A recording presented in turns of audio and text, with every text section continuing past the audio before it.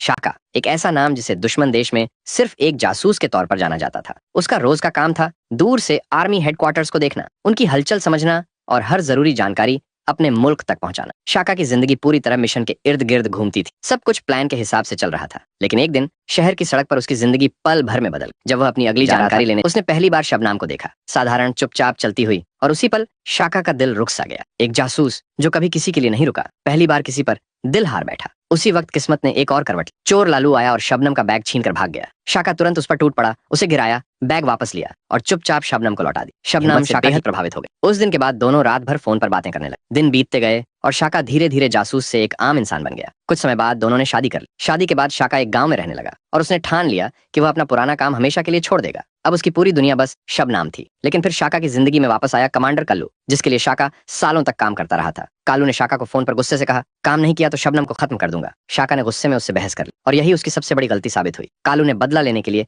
शाका की असली पहचान दुश्मन देश के कमांडर गुलाबो सिंह को बता दी। और फिर एक दिन अचानक गुलाबो ने शाका के घर पर हमला कर दिया। शाका ने पूरी ताकत से मुकाबला किया, लेकिन वह अकेला था। आखिरकार उसे गिरफ्तार कर लिया गया और जेल में डाल दिया गया। अगली सुबह जब शबनम शाका से मिलने जेल पहुंची, इंस्पेक्टर शेर सिंह ने उसे साफ साफ कहा, शाका अब नहीं बचा सकता क्योंकि वो दुश्मन देश का जासूस है। ये सुनकर शबनम अंदर तक हिल गई। उसने शाका की आंखों में देखकर पूछा, शाका क्या ये सब सच है? शाका ने धीरे से कहा, शबनम मैंने ये काम तुम्हारे लिए छोड़ दिया था। लेकिन शबनम ने उसकी बात पर यकीन नहीं किया। वह चुपचाप वहां से चली गई और शाका जेल में बैठा बस एक ही बात सोचता रहा, अब अपनी जिंदगी कैसे बचाए। कहानी यहीं रुकती है, लेकिन एक सवाल हवा में तैर रहा है, क्या शाका जेल से भागकर अपनी जिंदगी और शबनम के प्यार को बचा पाएगा?